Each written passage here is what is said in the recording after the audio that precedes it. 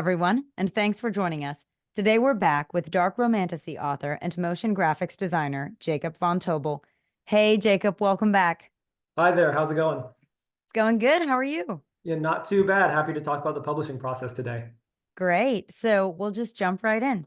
So, Jacob, tell me, what was your journey like in securing a publishing deal for Curse of Flame? Yeah, so my journey, how I got it there, was sort of learning the realities of the publishing industry. I've worked in video for 11 years. I had a 5-year stint in TV news. I've been a line cook, okay? I've done all of these things, and publishing is the wildest industry I've ever been a part of.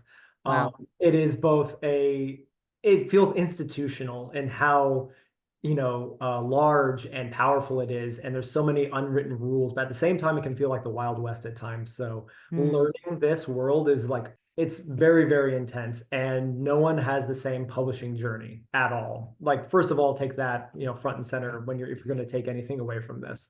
For myself, I essentially I went at it originally with the intent that I feel like most authors have, is find an agent, get a big five deal, get published. That's sort of the ideal. That's what everyone really wants to do. It's definitely the one that takes sort of the least extra effort from authors. I'm an author, and I know you probably feel the same way, that we are here to write, and not a ton of us love marketing and doing all these things. And so indie and small press kind of was like, I'm not so crazy about that.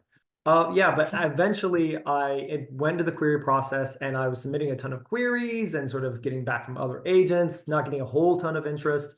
And I happened to reach out to the Wild Rose Press, which is a small press that focuses mostly on romance writing. Luckily, I found out I love writing romance. So, and they're interested. They liked it. And the whole way, I was like, oh, this isn't going to work out. And so, originally when they gave me an R&R, which is a revise and resubmit, which is basically saying, hey, we really like it, but you need to change these two things.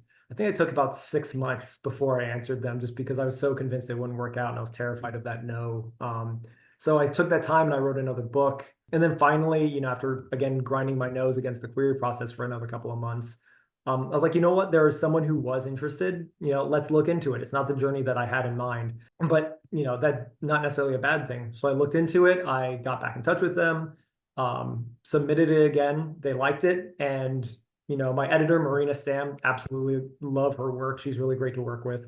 Put it forward, took it to her senior, and every step of the way, I'm like, it's not going to work, not going to work. This is going to blow up. It's just managing expectations until the contract landed in my email. So I've been living the small press life for getting close to a year now. And it's all because I decided to step out of my comfort zone and say, this wasn't the journey that I had in mind, but it's the one that makes sense for me right now. Well, that's fantastic. And what strategies have you been using to build anticipation and excitement around the release of your novel? So that's getting into and just learning social media, really. Mhm. The world of sort of book marketing is on the internet. It's on social media right now. The problem is breaking through.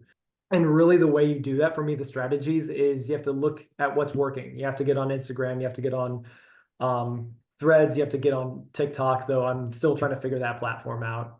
And see what's working. What are people identifying with? What content works for you? Don't force it just because a ton of people are doing one thing. Just because like there's so many book reviews doesn't mean you need to do book reviews. Mm. Find something that works for you, really. And sort of the strategies for doing that are just like look, listen, pay attention, read articles, just Google how do I successfully, build an Instagram following, and don't just read one article, read 7 of them and just see what the cross points are, because there's a lot of opinions out there. And like with most things, if everyone's saying one thing, that probably means there's something to it. And how has the pre-order process been for you? Interesting. So because I'm with a small press, I don't necessarily see all of the numbers coming in through pre-orders.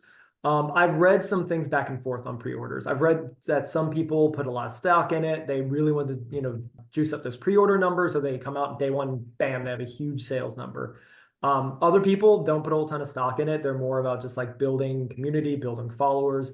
That's sort of where I've laid. So I have pushed people towards pre-order, but I haven't built my campaign around it. And what advice would you give to an aspiring author who is preparing to publish their first novel? It's okay to be scared. It's a incredibly intimidating process. Writing and publishing a book is maybe the hardest thing I've ever done in my life.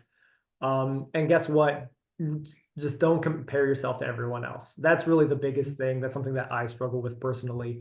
Is you're going to look around a lot and you're going to see the people who have 1,000 followers, who have 5,000 followers, 10,000 followers, people who have X number of people on their giveaway, things like that. And not everyone is equal. Again, no one's publishing journey is the same.